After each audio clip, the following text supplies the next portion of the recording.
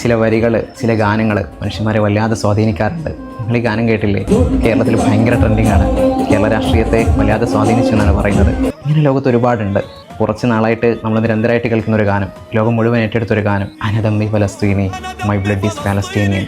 മുഹമ്മദ് അസാഫിൻ്റെ ഈ ഒരു ഗാനം റിലീസായിട്ട് ഏകദേശം 10 വർഷം കഴിഞ്ഞിട്ടുണ്ട്. ഫലസ്തീനിലെ നിഷ്കളങ്കരായിട്ടുള്ള മനുഷ്യന്മാർ വേദനകൾ അനുഭവിക്കുമ്പോൾ ലോകം മുഴുവൻ ഈ പാട്ട് ഏറ്റെടുക്കുകയാണ്. ഇന്ത്യയിലെ സ്വാതന്ത്ര്യ സമര കാലത്ത് ജനങ്ങളെ ഏറ്റുപാടിയ വന്ദേ മാതരം, ബങ്കിം ചന്ദ്ര ചാറ്റർജിയുടെ ഈ ഒരു ഗാനം ബ്രിട്ടീഷ് വിരുദ്ധത ആളുകളിൽ വല്ലാതെ ഇഞ്ചക്ട് ചെയ്യാൻ സഹായിച്ചിട്ടുണ്ടെന്നാണ് പഠനങ്ങളൊക്കെ പറയുന്നത്. അതേ കാലത്ത് അല്ലാമ മുഹമ്മദ് ഇക്ബാലിൻ്റെ വരികൾ സാരേ ജഹാൻ സെ അച്ച ഇന്ത്യയിലെ വ്യത്യസ്ത വിഭാഗങ്ങൾക്കിടയിൽ മതസൗഹാർദ്ദവും ദേശസ്നേഹമൊക്കെ വളർത്തുന്നതിൽ ഈ ഒരു ഗാനത്തിന് വലിയ പങ്കുണ്ടായിരുന്നു. ബ്രിട്ടീഷുകാർ ഏറെ ഭയപ്പെട്ടൊരു ഗാനമായിരുന്നു ഇതും. ഫ്രഞ്ച് വിപ്ലവ കാലത്ത് ക്ലൗഡ് ജോസഫ് എഴുതിയ ലാ മെഴ്സിയലെസ് എന്ന ഗാനം അവർക്കിടയിൽ വലിയ രീതിയിൽ സ്വാധീനിച്ചിട്ടുണ്ടായിരുന്നു. അവരെ ചേർത്ത് നിർത്തിയത്, സമരത്തിന് ഊർജ്ജം പകർന്നത് ഈ ഒരു ഗാനമായിരുന്നു.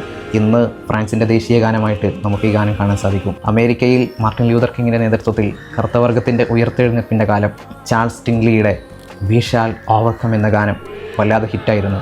അവരെ ചേർത്ത് നിർത്തുന്നതിൽ, സമരത്തിന് ഊർജ്ജം പകരുന്നതിൽ ഈ ഒരു ഗാനത്തിന് വലിയ പങ്കുണ്ടെന്നാണ് ചരിത്രകാരന്മാരൊക്കെ പറയുന്നത്. ഇത്തരത്തിൽ മനുഷ്യന്മാരെ വല്ലാതെ സ്വാധീനിക്കുന്ന, ഹൃദയത്തിൽ ആഞ്ഞു തട്ടുന്ന, മൂർച്ചയുള്ള വാക്കുകളുള്ള ഒരുപാട് ഗാനങ്ങളുണ്ട്. നിങ്ങൾക്കറിയുന്ന ഗാനങ്ങൾ നിങ്ങൾ കമൻറ്റ് ചെയ്യുക.